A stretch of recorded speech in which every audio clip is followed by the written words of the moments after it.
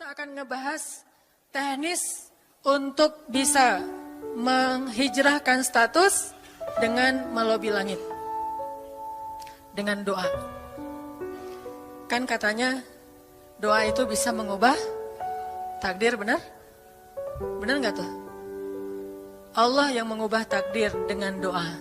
Jadi bukan doa mengubah takdir, tapi Allah mengubah takdir dengan doa.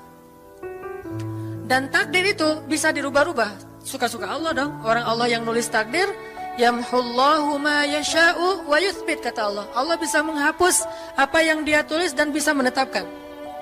Jadi nggak usah pesimis, nggak usah putus asa dulu. Wah, kayaknya memang takdirnya nggak bisa. Orang yang jahat kayak saya, yang pernah punya masa lalu yang kelam, nikah dengan akhwat yang hafizoh dari pesantren apa gitu. Kan kayaknya takdirnya nggak. Wal hafizin, wal hafizat, gimana sih? Wal hafizin, gimana sih ayatnya? Saya jadi lupa. Orang yang soleh, orang yang menjaga diri dengan orang yang menjaga diri, orang yang soleh dengan orang yang soleh. At-thayyibin lit-thayyibat, maaf. At-thayyibin lit-thayyibat. Orang yang baik ketemu orang yang baik. Tapi kan saya mah orangnya udah keburu nggak baik duluan. Sekarang lagi belajar jadi orang baik tapi belum baik-baik amat. Sedangkan dia mah udah terpelihara dari dulu. Kayaknya kita mah nggak sekufu, nggak selevel, beda dunia. Yang satu dunia putih, satu dunia hitam. Ini gimana nih nggak ketemu nih? Takdirnya mungkin kita emang nggak layak untuk dia. Tetapi dengan doa Allah Subhanahu Wa Taala berkuasa untuk mengganti takdir. Makanya malam ini kita akan belajar tentang bagaimana menggunakan jalur langit untuk bisa mendapatkan hajat kita. Baik menikah, dapat kerjaan, punya anak, dan keajaiban-keajaiban lain yang bisa kita dapatkan kalau kita tahu cara menggunakan jalur langit. Sebelum kita masuk materi itu, yuk kita tilawah bareng-bareng ayat yang standar lah tentang doa. Udah pada tahu kan? Silahkan dibuka. Ayat apa?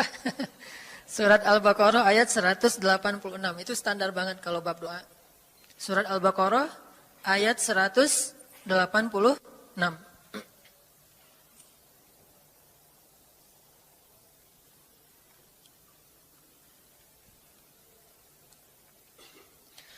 A'udzu billahi minasy syaithanir rajim.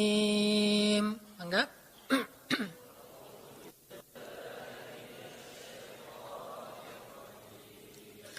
Bismillahirrahmanirrahim.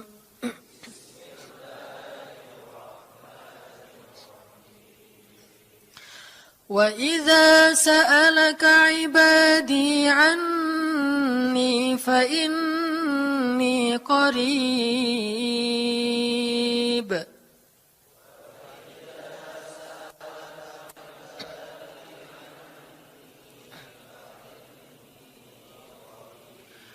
Ujibu da'watad da'i idza da'an.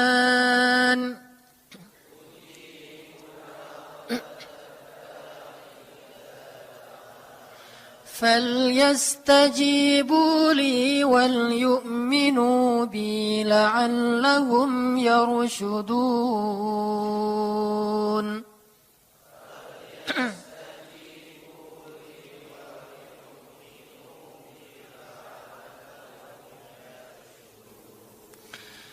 Dan apabila hamba-hambaku bertanya kepadamu tentang aku, maka jawablah bahwasanya aku dekat. Aku mengabulkan permohonan orang-orang yang berdoa kepadaku apabila dia memohon kepadaku. Maka hendaklah mereka memenuhi segala seruanku dan hendaklah mereka beriman kepadaku agar mereka selalu berada dalam kebenaran. Shadaqallahul azim. Teman-teman yang dirahmati Allah Subhanahu wa taala, ayat ini adalah ayat kalau kita kasih judul ayat ini tuh janji Allah kepada orang yang berdoa. Janji Allah kepada orang yang berdoa. Makanya doa itu benar-benar senjata orang mukmin, melebihi senjata apapun yang dimiliki oleh seseorang. Paling dahsyat itu kalau punya doa. Jadi kalau orang yakin kepada Allah, maka dan keyakinan dia kepada Allah lebih besar daripada keyakinan dia kepada apapun, maka selama dia masih bisa berdoa kepada Allah, dia tenang. Ada masalah dikit, oh ilahi. Ada masalah dikit, ilahi. Ada masalah dikit, Rabbi. Terus saja. Ada masalah sepele apapun, minta ke Allah. Ada masalah apapun, minta ke Allah. Dan kata Nabi, janganlah kalian menjadi lemah dalam berdoa, karena sesungguhnya tidak akan binasa seseorang selama dia masih berdoa kepada Allah. Itu hadis Nabi dari Aisyah. Janganlah kalian menjadi lemah dalam berdoa, artinya jadi pundung, jadi putus asa dalam berdoa, karena tidak akan binasa seseorang selama dia masih berdoa kepada Allah Subhanahu wa taala. Jadi kalau kita masih terus mengharap dan meminta kepada Allah, kita nggak akan binasa, kita nggak akan kalah, kita nggak akan rugi. Dan kata para ulama, segala sesuatu di dunia ini akan pergi dan tidak kembali. Ini clue penting nih, bisa dicatat. Segala sesuatu di dunia ini akan pergi dan tidak akan kembali kecuali doa. Dia pergi dan dia pasti akan kembali. Segala sesuatu kalau udah pergi di dunia ini nggak akan kembali lagi. Kalau pergi di sini maksudnya pergi kepada Allah. Tapi kalau doa pergi ke Allah, dia pasti akan balik lagi kepada yang meminta. Satu-satunya yang pergi ke Allah dan kembali di dunia ini hanyalah doa. Makanya ayat ini kalau kita kasih judul adalah janji Allah kepada hambanya yang berdoa. Allah berjanji, apa kata Allah? Inni qaribun. Aku itu dekat. Maksudnya, gak mungkin aku gak dengar doa kalian. Begitu kita berdoa, kita pikir, Allah dengar gak ya? Jangan-jangan kok doa saya belum diijabah, kayaknya Allah gak dengar yang kemarin, saya harus keraskan lagi suara saya. Enggak, inni qarib. Arti inni qarib, aku itu dengar banget apa yang kamu ucapkan. Gak usah diucapkan, di dalam hati aja Allah udah dengar. Siapa yang pernah berdoa di dalam hati terus langsung Allah ijabah? Rasulullah. Coba teman-teman buka awal juz kedua. Ayat surat Al-Baqarah ayat 144. Itu gara-gara Nabi ada harapan di dalam hati tapi nggak berani ngomong gitu ke Allah, cuma dipendam di dalam hati doang. Tapi langsung diijabah oleh Allah. Ayat surat Al-Baqarah ayat 144. Allah berfirman, "Qad nara taqalluba wajhika fis samaa, falanuwalliyannaka qiblatan tardaha." فَوَلِّ وَجْهَكَ شَطْرَ الْمَسْجِدِ الْحَرَامِ وَحَيْثُ مَا كُنْتُمْ فَوَلُّوا وُجُوهَكُمْ شَطْرَهُ وَإِنَّ الَّذِينَ أُوتُوا الْكِتَابَ لَيَعْلَمُونَ أَنَّهُ الْحَقُّ مِنْ رَبِّهِمْ وَمَا اللَّهُ بِغَافِلٍ عَمَّا يَعْمَلُونَ. Jadi ceritanya, orang Yahudi suka menghina kaum muslimin gara-gara orang Islam kalau sholat waktu itu masih menghadap ke Al-Aqsa, Palestina. Jadi kata orang Yahudi itu, lihat orang Islam mah fake, suka niru. Kita sholat menghadap Al-Aqsa, mereka sholat menghadap Al-Aqsa. Berarti agama mereka itu adalah agama yang meniru agama kita, nggak original. Sering diperolok-olok, setiap kaum muslimin sholat dihina sama mereka. Akhirnya Nabi ngerasa sedih. Wah, gimana ya caranya? Sehingga setiap sore Nabi berdiri di suatu bukit, kemudian lihat ke langit. Cuman nggak ngomong, gini aja ke langit. Membatin, bayangin. Pernah nggak teman-teman membatin ke Allah? Ini yang harus kita coba lakukan. Belajar membatin kepada Allah. Itu romantis banget. Jadi duduk sendiri. Allah, ngomong gitu dalam hati. Dan yakinlah ini qarib, Allah tuh dengerin. Jangan pikir saya kayak ngomong sendiri, kayak orang kurang waras. Enggak, Allah itu mendengar. Jadi kita batin aja sama Allah, ngomong dalam hati. Ya Allah, saya tuh lagi gini, ada masalah. Ngomong dalam hati kita. Please Allah, please gitu ya. Nah, itu kalau kita membatin, inni qaribun wa asirru qaulakum aw ijharu bih innahu alimun bidzatis sudur. Jadi Nabi nggak enak mau ngomong, ya Allah tolong dong pindahin kiblat dari Masjidil Aqsa ke Masjidil Haram. Soalnya daripada dikata-katain melulu sama orang Yahudi, mau ngomong kayak gitu tuh nggak enak sama Allah. Malu Rasul ke Allah. Masa kiblat aja minta dipindahin. Akhirnya Nabi cuma ngelihat ke langit aja tiap hari. Udah selesai pulang. Besok lihat lagi ke langit. Turunlah ayat ini. Sesungguhnya kami telah melihat bagaimana kamu selalu menengadahkan wajahmu ke langit. Maka kami palingkan kiblat ke arah yang kamu sukai. Coba lihat. Turun wahyu untuk merespon doa Nabi yang bahkan belum diverbalkan. Belum diucapkan dengan kata-kata, tapi Allah udah ngerespon. Ini kan keajaiban doa nih. Cuman kita seringnya ngerasa udah minta berkali-kali kok nggak dikasih-kasih. Kita belajar sekarang. Rasul nggak usah minta pakai verbal, cuman membatin doang dalam hati, Allah udah ngasih. Pernah nggak teman-teman ngerasa kayak gitu? Ada kepengen sesuatu, tiba-tiba terwujud. Pernah kan? Tapi kepengennya yang baik-baik. Pengen misalnya, aduh, saya pengen banget umroh, cuman mau ngomong kayak gitu mah, saya mah orangnya kayaknya nggak mungkin bisa umroh kalau ngandalin harta. Orangnya nggak mampu, kerjanya juga pas-pasan, gimana mau umroh untuk makan aja susah. Tapi pengen banget dalam hati kita. Dan itu rindunya tuh rindu banget. Setiap kali ngelihat video atau tayangan di TV tentang umroh dan haji, menitikkan air mata. Saking kangennya ke Baitullah. Allah tahu itu dalam hati kita. Tiba-tiba ada jalan. Ada aja jalannya. Dan bisa dikasih sedekah, bisa juga hadiah, bisa juga door prize, bisa juga macam-macam. Pokoknya ada jalan aja, tiba-tiba bisa umroh. Dan saya sering banget membawa orang umroh. Di antara jamaah itu selalu ada 1 atau 2 orang yang umrohnya itu miracle, keajaiban dari Allah. Ketika saya cari tahu alasannya apa, ternyata emang dia dari dulu pengen banget umroh. Cuman gak bisa ngandelin hartanya, Allah kasih jalan yang lain. Bukankah Allah itu memampukan yang diundang, bukan mengundang yang mampu? Kan itu yang sering kita dengar kan? Allah tidak mengundang yang mampu, tetapi memampukan yang diundang. Kalau udah Allah undang, pasti mampu. Kalau Allah nggak ngundang, walaupun dia mampu nggak akan bisa. Jadi Allah bukan mengundang yang mampu, tetapi memampukan yang diundang. Sehingga kita kalau hati kita kayaknya pantas diundang, Allah undang tuh. Begitu juga dalam urusan rezeki. Aduh, saya pengen kerjaan yang kerjaannya itu lebih halal, lebih nyaman, bisa sholat berjamaah tepat waktu, ada waktu juga buat keluarga, bisa juga berdakwah ke teman-teman. Akhirnya membatin kita itu karena kuat banget, Allah wujudkan. Ini artinya Allah qaribun, Allah maha dekat. Sehingga kalau kita pengen doa kita itu powerful, belajar dari as-siqah billah. Tips pertama adalah as-siqah billah. Percaya deh sama Allah. Percaya sama Allah. Jangan berdoa dengan ragu-ragu. Kayak kita datang kepada seseorang untuk minjem duit, tapi kita ragu. Dia nih kayaknya orangnya susah kalau dipinjemin. Kalau minta dipinjemin gitu. Ini saya lagi ada masalah dikit nih. Boleh minta bantu nggak? Apa? Gimana ya ngomongnya? Susah ngomongnya tuh ragu-ragu gitu kan ya.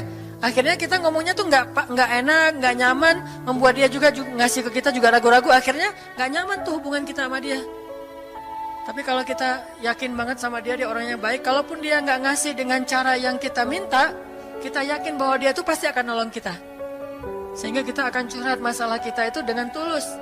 Bahwa kita punya masalah kayak gini-gini, bukannya kita mau minta-minta, cuman sifat dari manusia itu saling tolong-menolong. Kita beritahu masalah kita, dan kita yakin dia pasti akan nolong kita. Kalau nggak bisa ngasih duit, dia akan minta tolong kepada orang lain yang mungkin bisa membantu kita. Dia akan ngasih link, dia akan memediasikan kita.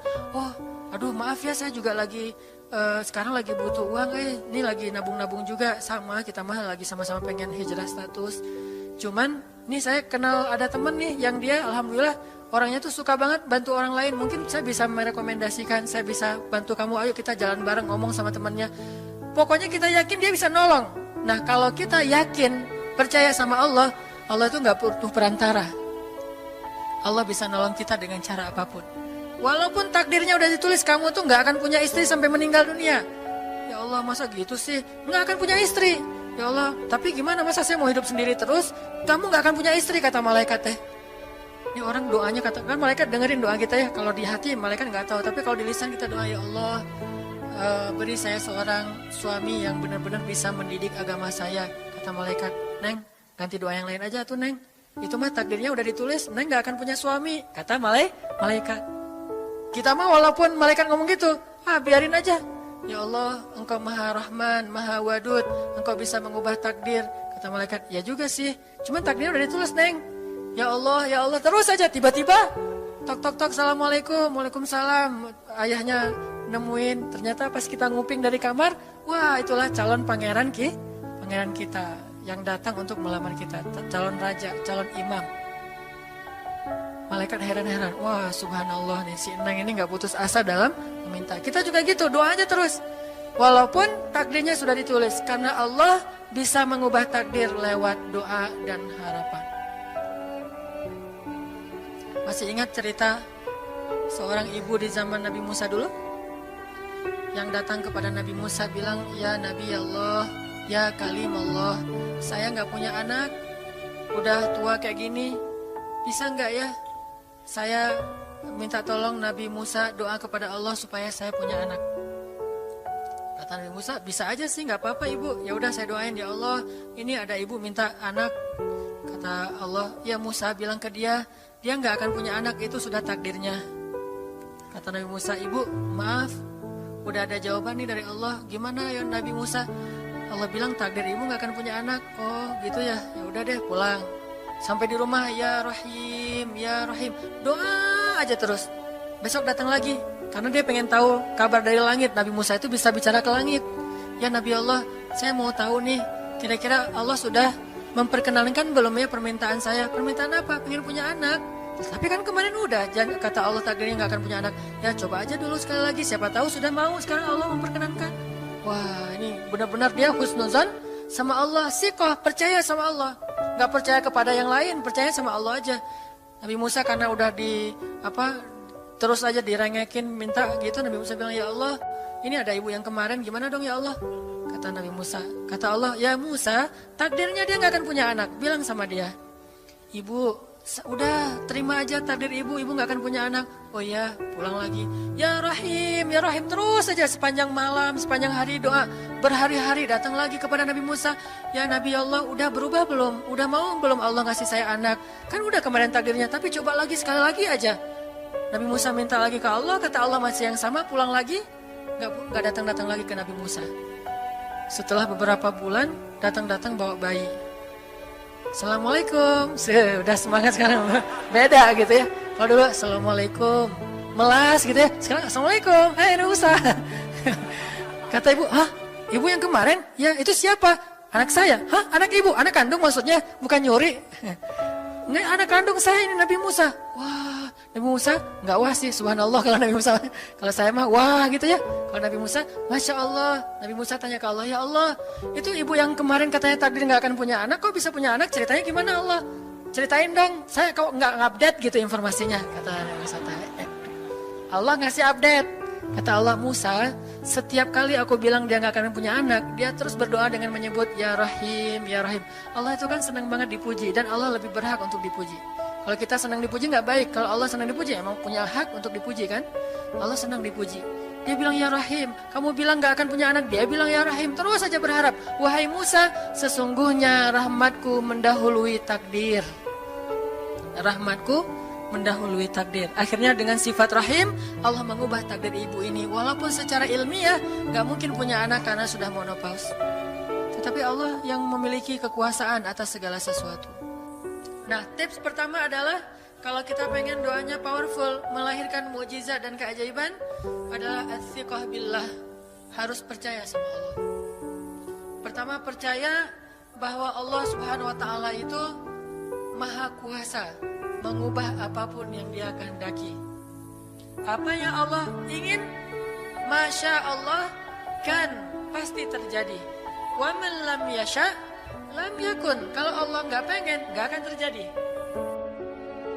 Jangan suuzon sama Allah terus bilang, gak enak banyak minta, amal saya sedikit, mending saya beramal aja gak usah banyak minta. Jangan memperlakukan Allah seperti kita memperlakukan makhluk. Orang kalau kita banyak minta, dia akan kesulitan. Lama-lama dia akan merasa terganggu. Tapi Allah kalau nggak diminta, dia marah. Manusia kalau kita minta banyak-banyak, dia marah. Allah kalau kita nggak minta, dia malah marah. Masya Allah ya. Luar biasa. Allah tuh senang banget kalau hambanya meminta. Sehingga di antara hamba yang paling Allah cintai, di antara hamba-hambanya, hamba yang paling banyak menengadahkan wajah dan telapak tangannya. Ilahi, ilahi. Minta sama Allah, Allah tuh suka banget diminta. Orang yang suka meminta itu bahasa Arabnya awwahun. Inna Ibrahim la'awwahun halim. Ibrahim itu hamba yang awwahun halimun. Awwah, halim. Halim itu artinya menahan amarah. Awwah, da'a. Da'a artinya banyak berdoa. Kalau da itu berdoa. Kalau da'a senang banget doa. Ada masalah dikit, ilahi, Rabbi, ngadu aja ke Allah, manja gitu. Dan Allah tuh senang banget dengan hamba yang kayak gitu. Sehingga sampai Nabi mengatakan, mintalah kepada Allah walaupun cuman garam. Garam aja minta ke Allah. Sepele banget masalah kita. Ya Allah, mudah-mudahan nanti nggak macet ya. Minta sama Allah.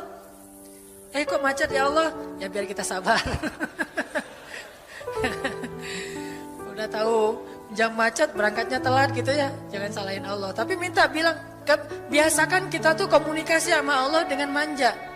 Ya Allah, mudah-mudahan saya bisa jawab ujiannya. Udah belajar sih ya Allah, cuma nggak tahu kan semuanya di tanganmu. Minta ke Allah. Bismillahirrahmanirrahim. Makan ya Allah, ini rezeki darimu. Makasih ya. Makan. Kalau bahasa lainnya makasih, alhamdulillah.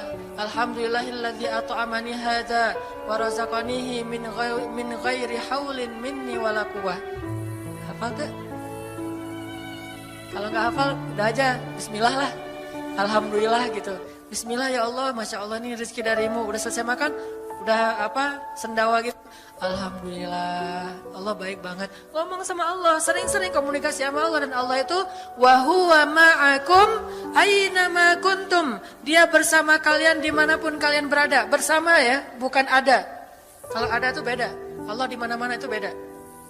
Tapi Allah bersama kalian itu artinya Allah melihat, Allah mendengar, Allah menyaksikan, Allah mencatat, Allah maha menilai bersama kita. Kalau ada, dia bertempat. Sehingga nanti kalau ada anak bilang, "Mah, Allah di mana?" Allah ada di mana-mana, Dek. Ntar dia malah karena cerdas, kalau gitu di WC juga ada, kan nggak boleh kan? Ini jawaban yang keliru, kurang filsafat. Allah itu bukan ada di mana-mana. Allah bersama kita dimanapun kita berada. Itu beda. Kalau bersama, ma'iyah, artinya Allah melihat, menyaksikan, mendengar, menghargai, dan terus memelihara dimanapun. Sehingga nggak usah khawatir bahwa ini mah nggak di masjid, nggak apa-apa. Selama bukan di tempat yang najis, seperti di kamar mandi atau di mana yang tempat-tempat yang nggak boleh, kita itu mah nggak. Tapi yang di tempat yang umum, di pasar, di jalan, lagi di kendaraan, di dalam masjid, di luar masjid, Allah, ilahi, Rabbi. Kalau perlu lebih manja lagi, pakai irama dikit. Allah, gitu. Kayak orang manggil temennya gitu. Atau kita miss call Allah dulu. Ya Allah, udah nggak ngomong apa-apa. Itu miss call. Miss call Allah. Ngapain miss call? Caper, kangen sama Allah. Allah, gitu lagi. Itu zikir kan? Allah, Allah, Allah. Kata Allah, ada apa hambaku? Allah lagi. Terus aja Allah. Di miss call berkali-kali, pas Allah buka, wah 100 miss call. Allah 100 kali zikir. Udah 100 kali miss call, Allah yang telepon balik. Ada apa hambaku? Wah, ditelepon sama Allah. Lewat kejadian-kejadian hidup, tiba-tiba ada kejutan dari Allah. Langsung bilang sama Allah, thanks Allah. Kan romantis tuh sama Allah. Jangan cuma sama cewek doang bilang thanks, segala macam bahasa-bahasa yang keren. Sama Allah juga harus keren.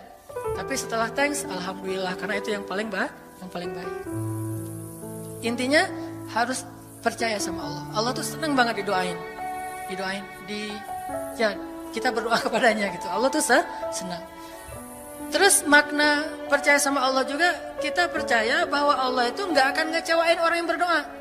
Ujibu da'watad da'i idza da'an. Aku pasti mengijabah doa hamba-hamba yang berdoa kepadaku. Enggak usah khawatir, pasti diijabah. Tapi kok masih belum aja Ustadz? Nah, kita harus belajar apa itu makna diijabah. Jangan-jangan Allah udah mengijabah, kita nggak ngerti. Kayak ada analogi tentang orang yang tenggelam, terus dia meninggal sambil menuduh Allah. Allah kok nggak nolong saya? Bukankah aku sudah mengirim pelampung? Jadi pelampung itu cara Allah menolong kita. Kita berharap ditolongnya tiba-tiba selamat aja di pantai. Nggak kayak gitu. Allah punya cara sehingga kita harus belajar memahami maksud Allah. Allah maksudnya apa? Di antara cara Allah mengijabah, kata para ulama, satu, Allah mengijabah persis seperti yang kita minta. Dua, Allah mengijabah yang lebih baik dari yang kita minta. Yang ketiga, Allah kalau nggak ngasih persis, ngasih yang lebih baik, dikasih di akhirat. Bahkan itu lebih keren daripada di dunia. Kok di akhirat sih? Ntar dulu. Akhirat itu jaraknya nggak jauh dengan kita. Cuma 60 tahun.